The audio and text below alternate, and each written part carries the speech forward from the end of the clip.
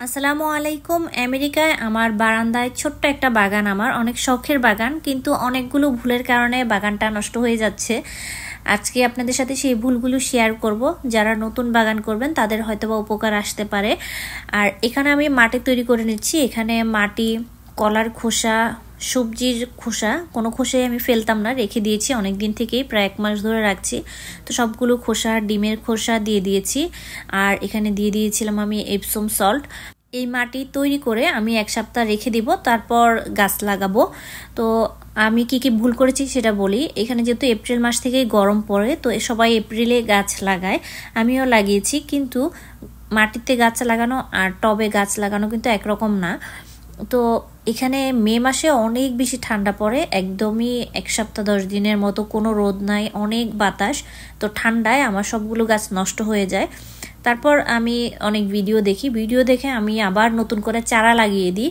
তো চারা, এই যে দেখেন আমার চারাগুলো সুন্দর হয়েছে মাশাআল্লাহ। তো এই চারাগুলো আমি যেই মাটি তৈরি করছি সেগুলো তো লাগিয়ে দিব, কারণ হচ্ছে অনেক ঠান্ডার কারণে আমি ঘরের ভিতর নিয়ে চারাগুলো রাখতে পারিনি, যার কারণে আমার গাছগুলো নষ্ট হয়ে গিয়েছে। এই যে আমার মিষ্টি কুমড়া এপ্রিল মাসে যেটা লাগিয়েছিলাম সেটা, তো এগুলো নষ্ট হয়ে যাচ্ছে। আর লাল শাক আমি এর আগের বারও লাগিয়েছি, হয়নি অতিরিক্ত ঠান্ডার কারণে। কচু শাকগুলি অনেক সুন্দর হয়েছে, আর ধনিয়া পাতা হয়েছে। এরকম আরেকটা ট্রে আমি খেয়েছি। তো এই তো এখন মাটি তৈরি করছি। আসলে গরম চলে এসেছে চিন্তা করে গাছগুলো লাগানো, আর রাতের বেলা যে এত বেশি ঠান্ডা পড়বে এটা আসলে কল্পনাই ছিল না। আর ঘরের ভিতর নিয়ে গাছগুলো রাখবো সেটাও পারিনি, কারণ একটা বিড়াল আছে বাসার ভিতরে, তো ও নষ্ট করে ফেলে গাছগুলো, যার কারণে আর হয়ে ওঠেনি, বাহিরে রাখতে হয়েছে। গাছগুলো সবগুলোই নষ্ট হয়ে গিয়েছে। এখন আবার নতুন করে শুরু করব। আমি চারা দিয়ে রেখেছি, সবগুলোর চারাগুলো লাগিয়ে দিব, তবে এখনও লাগাবো না, একদমই জুন মাসে প্রথম দিকে লাগাবো, তখন আর ঠান্ডাটা অত বেশি থাকবে না রাতের বেলা। এখনও রাতের বেলা মোটামুটি ঠান্ডা পড়ে, 4-5 দিন পরেও অনেক বেশি ঠান্ডা পড়বে আবহাওয়ায় দেখাচ্ছে। তো যার কারণে আমি মাটিটা রেডি করে রাখবো, আর গাছগুলো লাগাবো না, একদম জুনের প্রথম দিকেই লাগাবো।